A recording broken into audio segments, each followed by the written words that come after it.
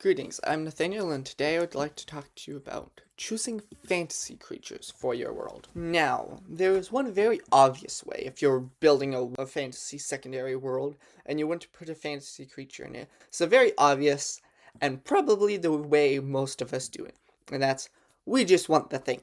We are like I have this idea for the world. There's elves and dwarfs and dragons and goblins, and so it has all of that.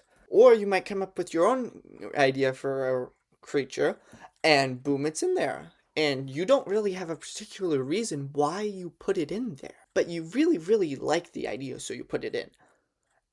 And there's nothing wrong with you doing this way. That's the way I've done it. But recently I was thinking there is another way on how to think about selecting fantasy creatures for your world. And this way doesn't have to be done independent of any other way. And that's the reasons behind the creature. What do I mean by that? Well, if you think about it, each fantasy creature can offer something to the story, whether it's thematically or mechanically, it adds something. For example, elves in story might be these like magical wise people that know way more than all the humans in the story. And this might be a good way to remind the reader or audience that this is a fantasy world and you don't know everything. Another example would be, let's say you have a dragon and your story, the dragons aren't those cute, cozy ones that you can befriend, but they're huge things that will come out of the blue and bite the adventurers' heads off. And this could give a sense of danger in the world. We don't go off into the forest because there's huge dragons in there that jump out of the bushes and bite your head off. There are many reasons why you might want a certain kind of race.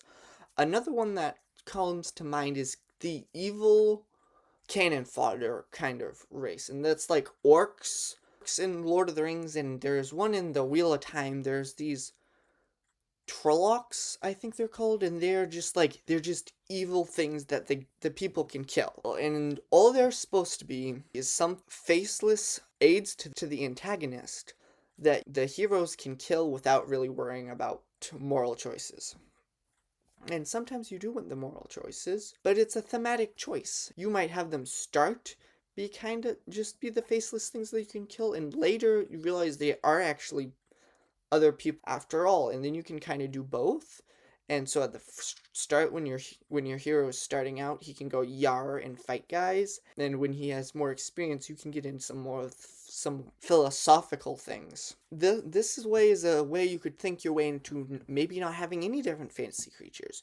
Maybe you want your bad guys to be kind of morally gray and have the thought be, look, these guys are just like the rest of us. The really simple way to do this is just have humans. Just have one kind of creature other than like your dogs and your pigs stuff, and that's a way to say it's all the same and it's just the choices. I was thinking through this concept the other day and I realized it doesn't just apply to fantasy creatures.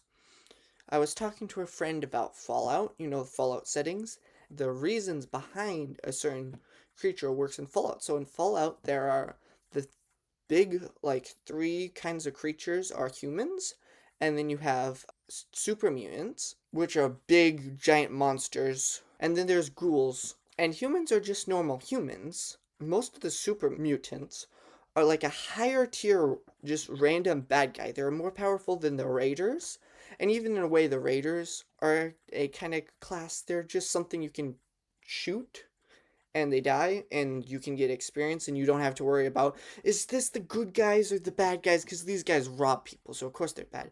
And most super mutants in Fallout 3 are like that. They're just bad and they attack you on sight, and they're just a higher class bad guy. And I'm not exactly sure in the Fallout games, the Bethesda or Interplay before who owned it, I'm not sure this is their original ideas of why these creatures are like they are, but this, in my opinion, I noticed this, and I thought in New Vegas, super mutants they have like some mental problems, and in New Vegas there are bad super mutants that you fight on sight, but most of them aren't, and then you can like help them because the mutants were mutated somehow, and then it kind of made them crazy, but they were actually normal humans once.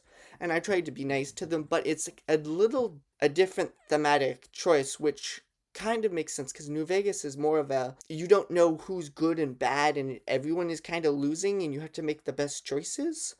And Fallout 3, I'm getting more of the vibe is there's good, there's bad, but even the good is a little bad, and it's kind of funny, but also it's kind of sad. But anyway, and then the ghouls. You have two kinds of ghouls. You have the and this applies to both Fallout 3 and New Vegas, at least from what I saw. See, you have the ghouls, the crazy ghouls who are feral and they'll attack you and they're just normal bad guys, and that applies to the normal bad guys things. But then you have other ghouls, and they were messed up by radiation, and usually they remember what happened before. And alongside just having another flavor creature, these things can actually give information time before the bombs dropped because they're immortal and stuff. And I thought that was a really cool thing. I'm not saying that's what the developers means, but that's what I saw. And you can apply this method to other things. You might build a science fiction setting off in the stars, and you might have one alien that's a dangerous alien to remember that this space is a crazy place. Or you might have ones that are smart, or ones showing that, oh, humans are not that smart, or ones showing other things.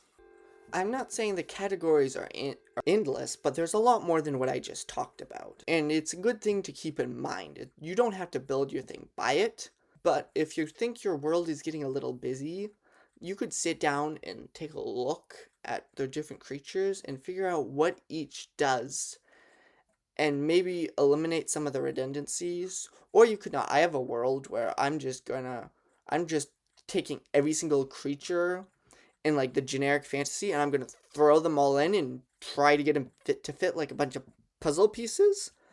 And I'm looking forward to doing that. I'm working on other projects now, but eventually I'll get to back to that setting, and I'm looking forward to that. Thank you for watching this video. Can you think of any more categories of creatures? If so, put it in the comments, and if you don't like this idea, don't worry, you really don't have to do it. It's not going to matter in the grand scheme of things. I just thought this was a fun way to think about it. Thank you for watching. Bye.